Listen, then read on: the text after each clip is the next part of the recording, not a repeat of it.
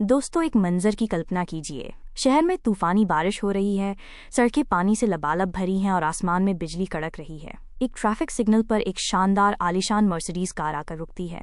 Car के अंदर एक बहुत बड़ा बिजनेसमैन बैठा है। बाहर इतना शोर है, लेकिन उसकी कार के अंदर एकदम सन्नाटा है। हल्का संगीत चल रहा है और वो सुरक्षित महसूस कर रहा है। लेकिन तभी उसकी नज़र अपनी खिड़की के बाहर जाती है। वहां उसकी कार के टायर के बिल्कुल बगल में एक पुरानी सी मोटरसाइकिल खड़ी थी। उस बाइक पर एक आदमी भीग रहा था। उसके पीछे उसकी पत्नी अपने छोटे से बच्चे को साड़ी के पल्लू से बारिश से बचाने की कोशिश कर रही थी और हैंडल पर घर का राशन लटक रहा था। पूरी फैमिली ठंड में कांप रही थी और बाइक फिसलने ही वाली थी। उस अमीर आदमी को अपनी लग्जरी सीट पर बैठे बैठे पहली बार बहुत बुरा महसूस हुआ। उसने सोचा, मेरे पास इतनी दौलत है, लेकिन मैं इस आम आदमी के लिए कुछ नहीं कर पा रहा। उस पल उसने एक फैसला लिया कि वो कुछ ऐसा करेगा जिससे ये नज़ारा बदल सके। अगली सुबह वो बिजनेसमैन अपने ऑफिस पहुंचा और अपने सारे बड़े मैनेजर्स और इंजीनियर्स की मीटिंग बुलाई। उसने टेबल पर हाथ मारा और कहा, हम अमीरों के लिए बड़ी गाड़ियां बनाते हैं, लेकिन उस आदमी का क्या जो बारिश में बाइक पर अपनी जान जोखिम में डाल रहा है? मुझे एक ऐसी कार चाहिए जो दुनिया में सबसे सस्ती हो, जो एक मोटरसाइकिल की कीमत में आए, ताकि हर गरीब आदमी अपने परिवार को एक छत दे सके। मैनेजर्स ने समझाया कि सर, इतना सस्ता बनाना मुमकिन नहीं है, इसमें मुनाफा नहीं होगा, कंपनी की इमेज खराब होगी। लेकिन वो बिजनेसमैन अपनी जिद पर अड़ा था। इंजीनियर्स ने दिन रात एक कर दिया।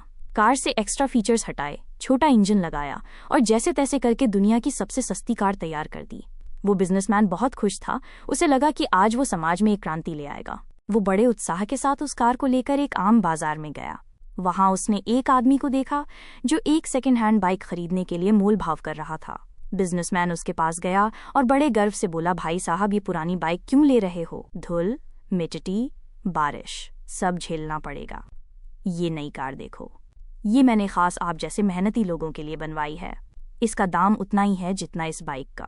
अब आप भी कार में शान से घूमोगे। बिजनेसमैन को लगा कि वो आदमी खुश होकर उसे दुआएं देगा, लेकिन हुआ इसका बिल्कुल उल्टा।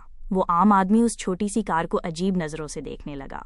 उसके चेहरे पर खुशी नहीं, बल्कि एक झिझक थी। उस आम आदमी ने जो जवाब दिया, उसने उस अमीर बिजनेसमैन को हिलाकर रख दिया। उसने कहा, साहब, माफ कीजिएगा, मैं गरीब जरूर हूं, लेकिन समाज में मेरी भी एक इज्जत है। अगर मैं ये दुनिया की सबसे सस्ती कार लेकर अपने मोहल्ले में जाऊंगा तो मेरे पड़ोसी मुझ पर हंसेंगे। वो कहेंगे कि इसके पास असली कार खरीदने की औकात नहीं थी, इसलिए ये प्लास्टिक का खिलौना उठा लाया। मैं भले ही बाइक चला लूं, वो मेरे लिए ठीक है। मैं 5 साल और पैसे जोड़ लूंगा और एक बड़ी सेकंड हैंड गाड़ी ले लूंगा, जो देखने में कम से कम कार जैसी तो लगे। मैं ये गरीबों वाली गाड़ी लेकर अपनी बेइज्जती नहीं करा सकता। बिजनेसमैन हैरान रह गया। उसने गाड़ी सुविधा के लिए बनाई थी, लेकिन वो इंसान की मनोविज्ञान, साइकोलॉजी को नहीं समझ पाया।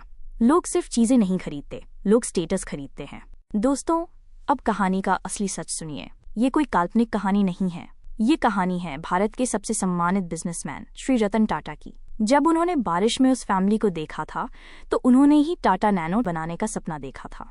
इंजीनियरिंग कमाल की थी, नियत बिल्कुल साफ थी, लेकिन मार्केटिंग में एक बड़ी गलती हो गई। उन्होंने इसे द चीपेस्ट कार, सबसे सस्ती कार कहकर बेचा। और भारत में कोई भी व्यक्ति अपनी छाती पर सस्ता या गरीब होने का लेबल लगाकर नहीं घूमना चाहता। नैनो इसलिए फेल नहीं हुई कि कार खराब थी, वो इसलिए फेल हुई क्योंकि वो एक स्टेटस सिंबल नहीं बन पाई। इस कहानी से हमें यही सीख मिलती है कि इंसान की इज्जत और उसका स्टेटस कई बार उसकी जरूरतों से भी ज्यादा बड़ा होता है।